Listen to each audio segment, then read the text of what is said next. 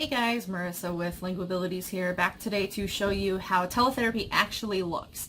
I'm going to be showing video of myself as well as my screen, and I'll take some videos of me from this side so you can see what I'm actually seeing as well. So stay tuned. Hopefully that you find this helpful and interesting as you're thinking about getting into telepractice yourself, or have just wondered, how does it actually work?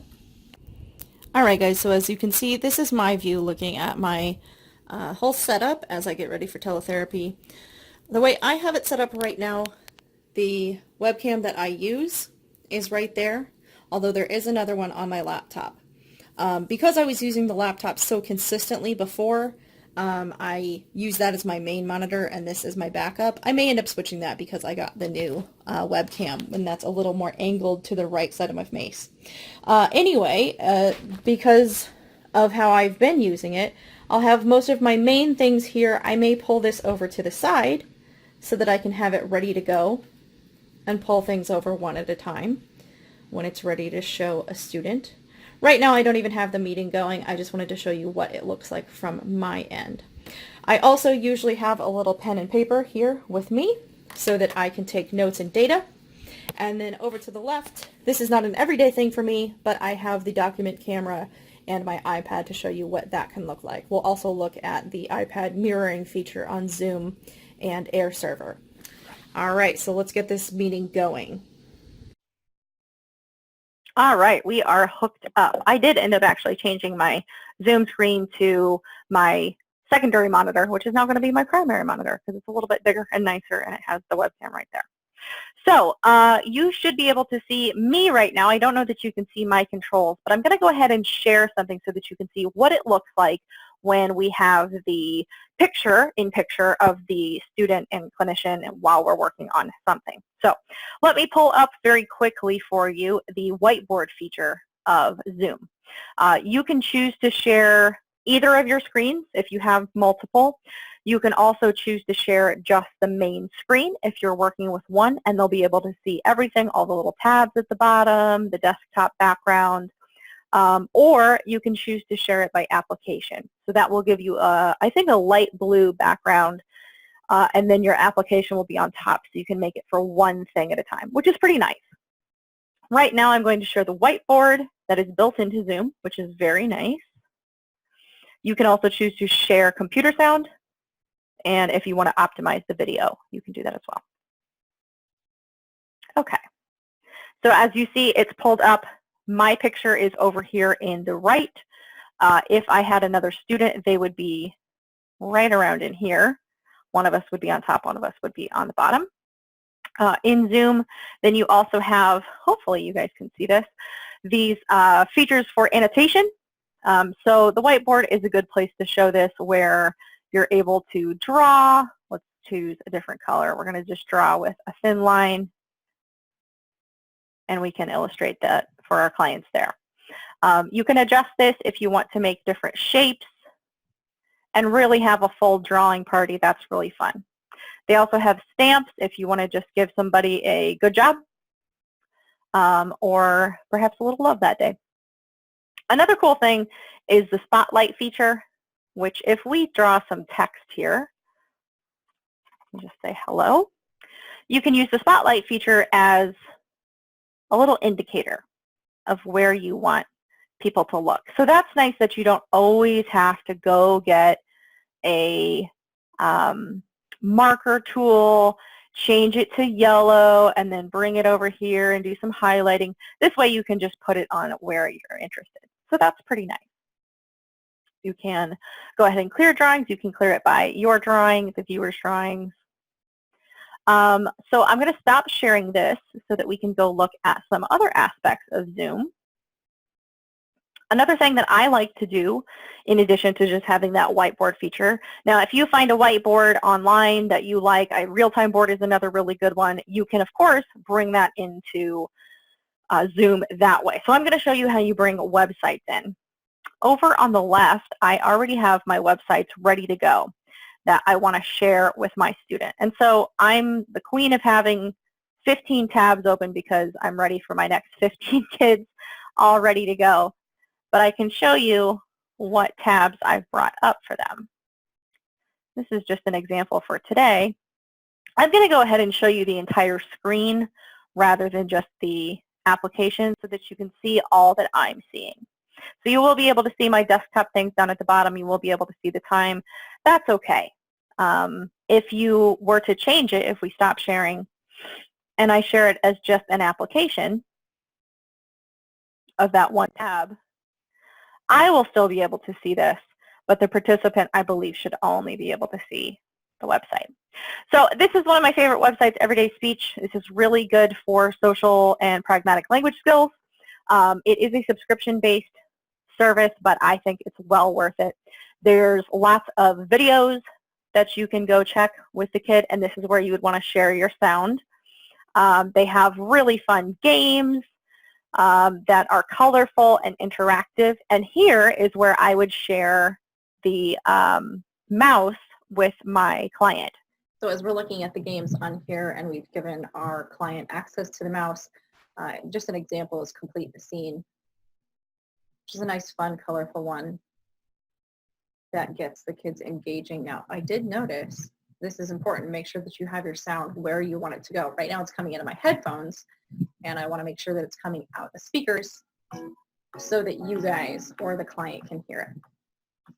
So just to show you what one of their games looks like, they make it kind of silly and fun, but then incorporating what you might do in a social situation. So this is a nice one that really gets your clients engaged, actually interacting with the material as you can help them read it. So that's an example on that one that I think is really nice. Another website that I really like to use is ABCia. It is free, however, they've started putting more ads because they want you to join the premium version. I'm still undecided if I want to do that or not. Sometimes on principle, I just don't want to, even though the quality is really good. So this one's nice because it's broken down by the grade levels. And then you can also decide if you want to go work on science games or math games. If we go to grade 1, you can see there's word games. So it's a really nice, organized, colorful educational site. I like it a lot. One thing I really like to do for a reinforcer is to come down here to either the holiday games or to the skill games, and I'll usually let my client pick what they want to play. So maybe today we're going to make a backpack.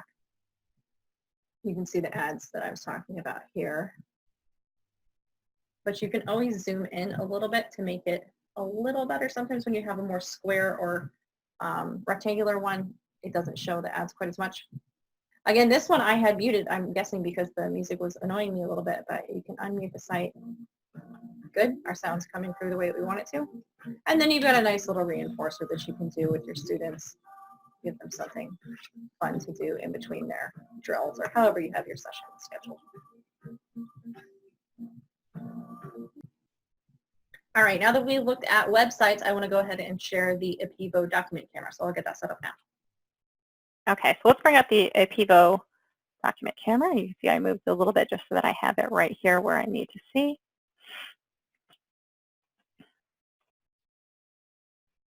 And you can see that it's right there under the camera. Now, some things I wanted to point out to you with Apivo. If you are having trouble getting it oriented correctly, this is actually what I'm seeing. I'm over here so I can see it fine. Sometimes, though, you might have it at a different orientation because it's easier for you, and you want to make sure that your student can see it okay. So to do that, you can go over here to rotate, and you can actually flip if you need, flip it up and down, and then you can flip it like a clock to the right orientation that you need. But we're going to go back this way. Okay, get as much as we can under there. Now, one thing, again, I don't like so much about the document camera is if I am using it in a landscape format, I don't get all the things that you can see. There's a little bit more. I can angle it a little bit better, but it's not quite flat. Another thing that can be problematic but is somewhat easy to fix, you can see how it's a little bit blurry right now. You can improve the resolution and ratio, so you'll see this pop to be much more visible. I'm also going to fill it to full screen if I want to make it bigger for someone to see, but that's a little bit big for us when we're going to do a whole activity.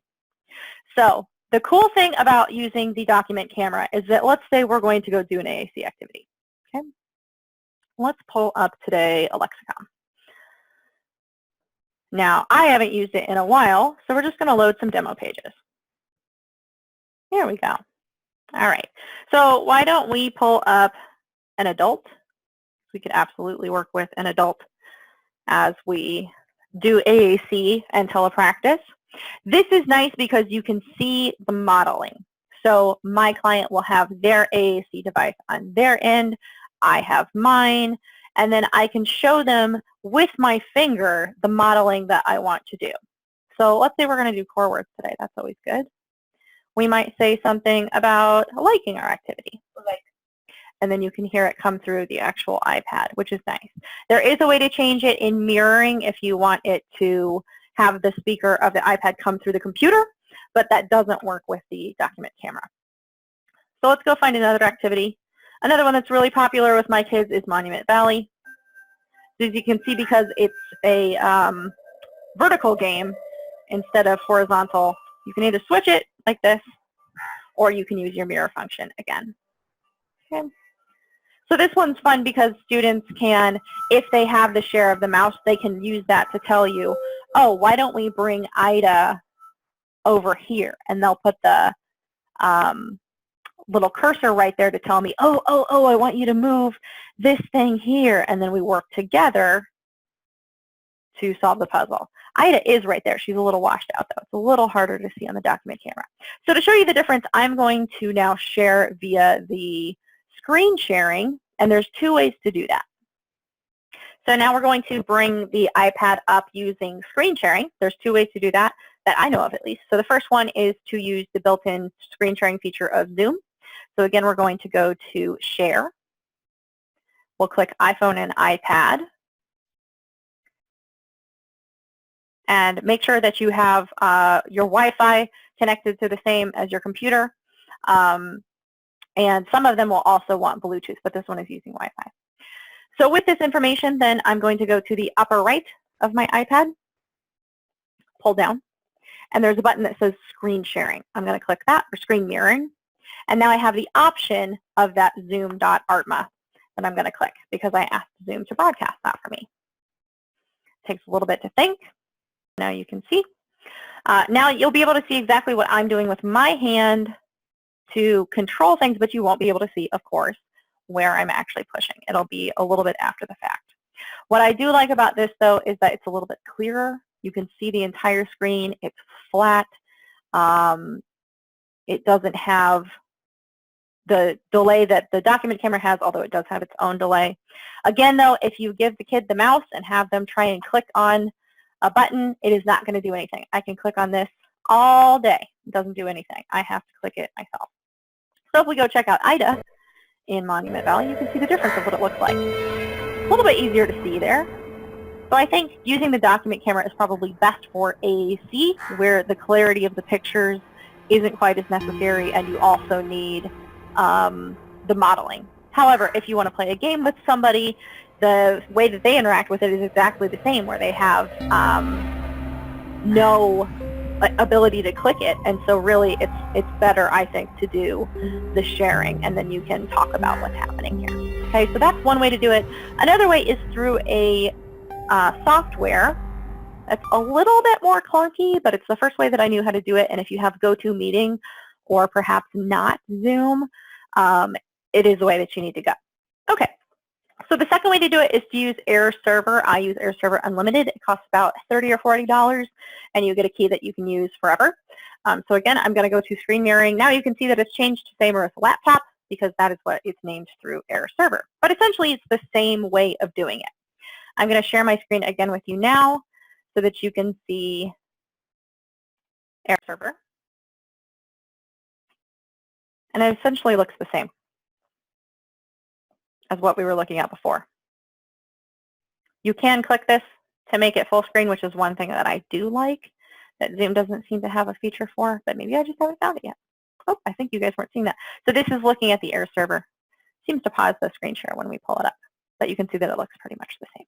So if we bring Ida up, again, in Monument Valley, looks just like it did when we were using Zoom. So either way is completely fine, just depends on what you have access to. Okay, so that is a good way to share your iPad. Finally, the last thing that I wanted to show you is how I use PDFs and other documents that are already on my computer. Of course, you can go find a million PDFs and bring them into your computer. You can easily just share them as a PDF. If that's the easiest way for you to do it, go ahead and do that. So we're going to bring our current events over here. And it looks just like a PDF, right? Zoom has some nice annotation already built in that luckily lets us write with a text feature. I don't know about anybody else who's been using GoToMeeting or other similar types of things. We got really good at writing with our hands. But that takes a long time, especially on a text-heavy document like this. So I like to bring in the text then and be able to actually write in what I want. That's also nice for the students because they're not going to have the dexterity to be writing all of this stuff with a mouse. So you can do it that way with a PDF. I like another form of software that does cost money, however, I think is robust enough to consider purchasing because of all that it can do. So let me pull that up for you. All right, our next feature we're going to look at is Smart Notebook. This is by the same people who make smart boards, if you have experience with those in the schools. This is another way that we can have a whiteboard instead of just the one built into Zoom. If you don't have Zoom, GoToMeeting does not have a whiteboard feature. So you can come in here and draw. I like to go tell kids that we're going to pick the crazy pen, and it lets them choose rainbows and smiley faces and all sorts of fun stuff. There's also shapes in here. If you want to do some drawing, you can make hearts and all sorts of fun things. Sometimes I will use these as like a stamp as we're going through and maybe playing tic-tac-toe. So that's fun. Another thing you can do is bring in a PDF. So if we even wanted to have that same PDF, this current events PDF that we have. This is how I would bring in the PDF. So I'm going to share again so you can see all that I'm doing here. My PDF is back up. And to bring it into Smart Notebook, you go to print actually. And instead of printing it to your printer, you now have an option to send to Smart Notebook. And I'm just going to pick our current page here. It does take a little bit to flatten and convert over, but I want you to see what it looks like when it's done. Oh, there we go. We already had one. All right, so you can see this current events looks exactly like the PDF. The only difference is that instead of having to use the annotation tools that we might have in Zoom or may not have in other ones, we can use the annotation tools that are here. So there's a text feature right here. I can choose whatever color it is that I want it to be, and we can go ahead and work on the document that way. This is also nice if your student maybe doesn't know exactly what they want to say and they want to work in a drawing capacity. This is a nice place that they can come in and draw on their document as well as writing.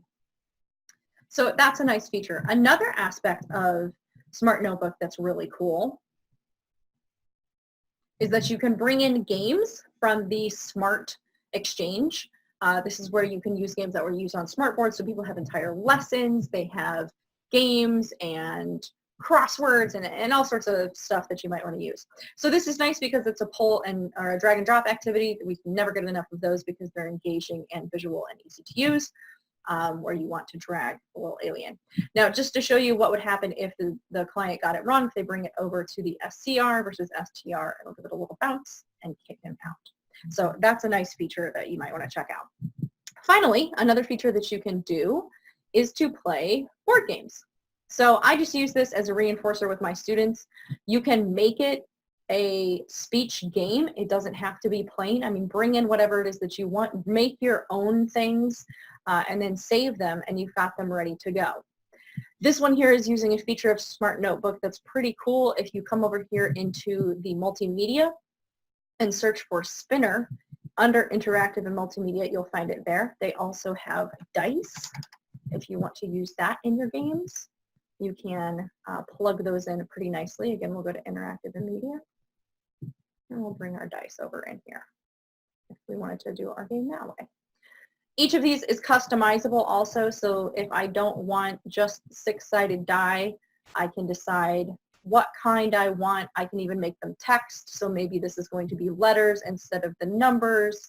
I can change the color. There's all sorts of fun things that you can do with this. So I just use this as a fun little activity with my students as a reinforcer, you know, after so many turns that they would then have to say a word as part of their articulation. Or actually we were working on social language stuff. They could do a turn in that. All right, guys, so that is it. We had a full tour through my view of Telepractice, of what I'm showing my clients, of what they can do with it. You can see that my picture is going to be up in the corner, and this is adjustable if you want to make it a little bit bigger or smaller. This is when you're using Zoom. Now, of course, each one's going to be a little bit different. I'll probably do another second video going through GoToMeeting and some of the other ones if I can get access to those, because I usually just use GoToMeeting or Zoom. However, there's tons of things that you can do. There's things online. There's things in your own computer. There's things that you have paper-based that you can put on a document camera. There's things that you can even hold up to the camera if you really need to. So get creative. Think about the things that you want to do with your client and how you can change that just a bit to make it accessible for telepractice. Thank you guys for paying attention. I hope you had a good time. Stay tuned tomorrow for some more interesting telepractice stuff. Bye.